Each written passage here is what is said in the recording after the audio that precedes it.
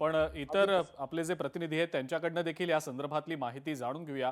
अमरावतीला जाऊया। सूरज दहाट आहेत आपल्यासोबत सध्या। सूरज, निवडणुकांची रणधुमाळी तर गेले काही महिने सातत्यानं सुरू आहे। नगर परिषद नगरपंचायतीच्या निवडणुकांची रणधुमाळी आपण गेले काही दिवस अनुभवतो आहोत। मात्र आता पालिका निवडणुका आणि त्या 29 पालिका निवडणुका ज्या गेले कित्येक वर्ष खोळंबलेल्या होत्या, प्रलंबित होत्या विविध कारणांमुळे, आता मात्र निवडणुकांची तारीख जाहीर झालेली आहे।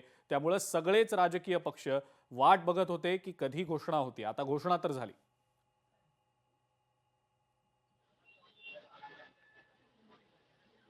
लागून राहिलेल्या महानगरपालिकेच्या निवडणुकीचा अखेर बिगुल वाजलेला आहे। आज तर पाहिलं तर काही वेळापूर्वीच या ठिकाणी आचारसंहिता लागली, त्यामुळे राजकीय पक्षांची मात्र आता धामधूम या ठिकाणी वाढलेली या ठिकाणी एकूणच या ठिकाणी आपल्याला दिसून येत आहे। आपण जर बघितलं गेलं तर विदर्भामध्ये 4 महानगरपालिकामध्ये तर प्रामुख्याने नागपूर, चंद्रपूर, अमरावती आणि अकोला या 4 महानगरपालिका विदर्भामध्ये आहेत। आणि चारही महानगरपालिकेवर जर पाहिलं तर 2017 मध्ये झालेल्या निवडणुकीमध्ये जर बघितलं गेलं तर चारही महानगरपालिकेवर भारतीय जनता पार्टीची एक हाती सत्ता होती। त्यामुळे निश्चितच जर पाहिलं तर विदर्भातले मुख्यमंत्री आहेत आणि विदर्भातले मोठे नेते म्हणजे नितीन गडकरी असतील, महसूल मंत्री चंद्रशेखर बावनकुळे असतील, हे तीनही नेते महत्त्वाचे विदर्भातीलच आहे। त्याच अनुषंगाने पाहिलं तर या पुन्हा चारही महानगरपालिका जर पाहिलं तर पुन्हा एकदा आपल्याच ताब्यात राहावं यासाठी भारतीय जनता पार्टीच्या वतीने कसोशीने या ठिकाणी प्रयत्न देखील केले जाणार आहे। मात्र 3 वर्षाच्या प्रशासकाच्या काळामध्ये जर पाहिलं तर अमरावतीसह संपूर्ण विदर्भातील महत्त्वाचं म्हणजे अमरावतीची समस्या जर प्रामुख्याने जर पाहिलं तर अतिक्रमणाची समस्या अमरावती शहरामध्ये मोठी आहे। तसेच अमरावती शहरातील जो बंद पडलेला उड्डाणपूल आहे त्याची समस्या सुद्धा